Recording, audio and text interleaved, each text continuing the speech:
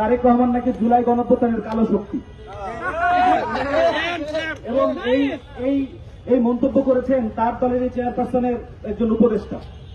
আমরা আসলে এটা বুঝতে পারি না যে ছাত্র দলের ভিপি প্রার্থী আবিদ ভাই যখন বলেন কেউ কাউরে ছাড়া যায় না, তখন তার দলের চেয়ারপারসনের উপদেষ্টা কিভাবে আমাদেরকে ছাড়া নিজে কালো শক্তিতে রূপান্তরিত হয়ে যান।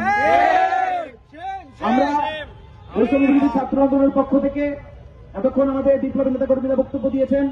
আপনারা এই কালো ধোয়ার মাঝখানে বসে, বিপ্লবের আগুনের মাঝখানে বসে অনেকক্ষণ ভিডিও ধারণ করেছেন। আমি খুব বেশি আমার বক্তব্য দীর্ঘায়িত করব না।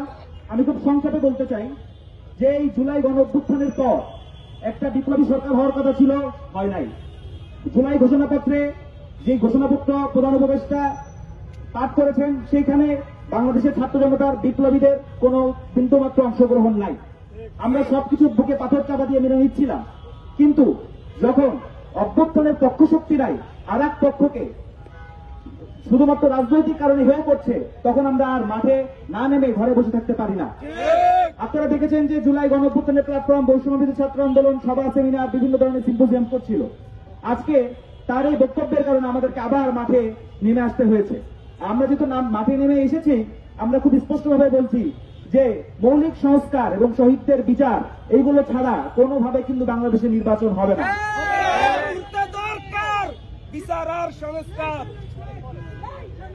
আর আপনারা এই মুহূর্তে দেখছেন যে জুলাই জাতীয় সনদ নিয়ে কথা হয়েছে। আমরা গতকালকেও জুলাই সনদ নিয়ে একটি সেমিনার করেছি, সেখানে বিভিন্ন দলের রাজনৈতিক কর্মীরা এসেছিলেন।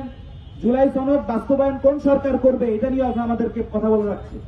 এইটা তো খুবই দিনের আলোর মতো পরিষ্কার যে যেই অন্তর্বর্তীকালীন সরকার শহীদদের রক্তের উপর দিয়ে দাঁড়িয়ে ক্ষমতা এসেছে, তারাই জুলাই সনদ বাস্তবায়ন করে যাবে। সেখানে আবার এই প্রশ্ন কেন আসছে যে পরবর্তী সরকারের কাছ থেকে আমরা ওয়াদা নিব এবং সেই হচ্ছে জুলাই সনদ বাস্তবায়ন করবে? এই ধরনের কোনো কিছু বৈষম্যবিরোধী ছাত্র আন্দোলন মেনে নিবে না। জুলাই সনদ বাস্তবায়ন করতে হবে এই অন্তর্বর্তীকালীন সরকারের আমলেই, এবং মৌলিক সংস্কারগুলো বাস্তবায়ন করতে হবে। এবং একই সঙ্গে এই যে বিচার 1000, আপনারা জুলাই ঘোষণা করতে বলছেন 1000, আবার এখানে আপনার জাতিসংঘের রিপোর্টে 1400, এত কেন জুলাই শহীদদের সংখ্যা নিয়ে 9-6?